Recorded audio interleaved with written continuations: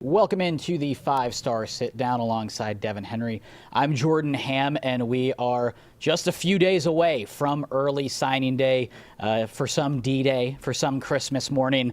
But it's a very busy time of year, so we're going to take a look at some of the notable storylines that are interesting us as we approach early signing day. And Devin, what's really been jumping out to you as we are just a couple of days away from many of these players putting pen to paper? I mean, of course, something that always intrigues me is those guys we talked about last week, who's going to jump, who's going to pounce right before signing day and make a little bit of noise. And we did get one, and it's a little bit special here in Arizona for ASU with Jaden Daniels. We'll talk to him as well. So, I really like whenever someone jumps out in front of the crowd and, makes a little bit of noise. So that's always intriguing to watch. Mm-hmm. And I think when you're looking at who's going to flip, that's one of the other things we talked about.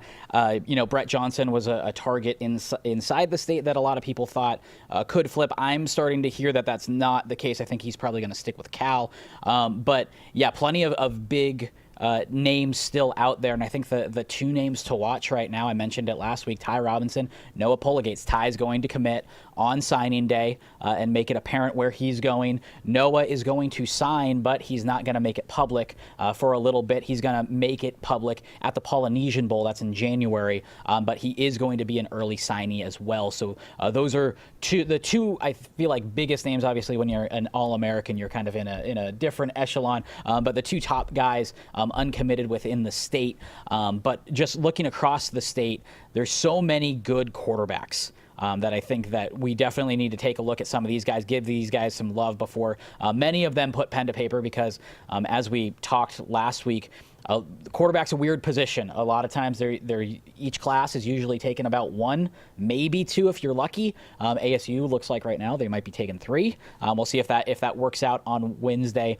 But just want to jump through kind of this 2019 class, and I think kind of from the get-go we knew this would be a pretty special class at the quarterback position. 2018 was one that kind of flew under the radar until Tyler Shuck and Brock Purdy both kind of exploded and burst onto the scene. But you have a couple of really good multi-year starters that are going to be making the jump to college football here. And there's so many D1 guys, Rattler, Conover, Brash, Cruz, all these guys, big-time D1, and you think ahead, what if?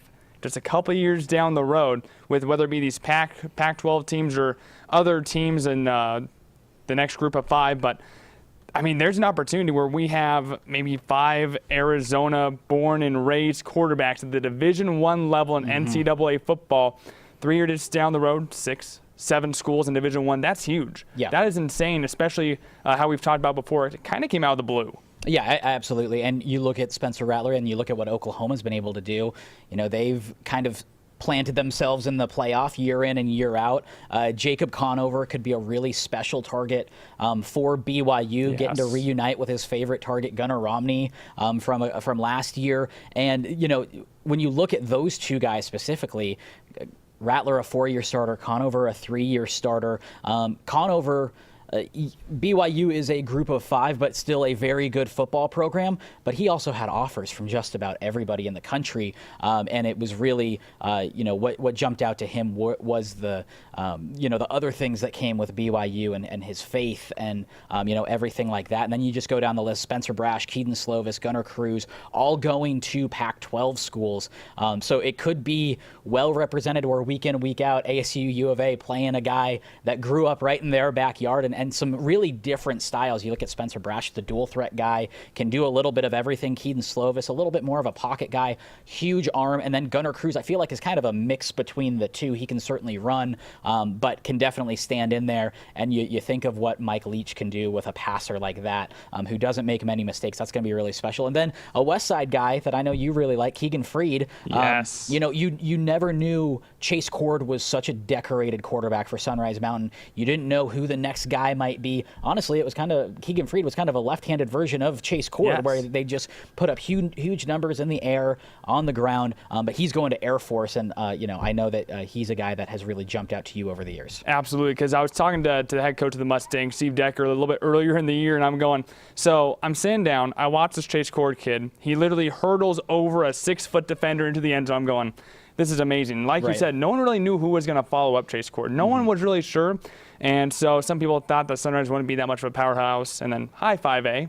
Yeah, now they are, of course. And Keegan Freed jumps in. I'm watching him last year, and I'm going, okay, once again, jumping over 6-foot defender into the end zone. So, of course, I had to ask him, what the heck is in the water at Sunrise Mountain making these quarterbacks? But now Keegan Freed's going to Air Force, and then Chase Court scored his first ever NCAA college touchdown earlier this year with Boise State. Could you have 2 Sunrise Mountain starters in Division I here within the next, 2 years with Keegan Freed? So it's insane that we're talking about this now. We talked about last week how we both call games and you go, the Air Force commit, the Texas commit, the Oklahoma commit, the BYU commit, and it's so much different than it was, say, 2 years ago. Yeah, and looking at some of these other top uncommitted quarterbacks, much of the class has committed. I think a few names that jump out.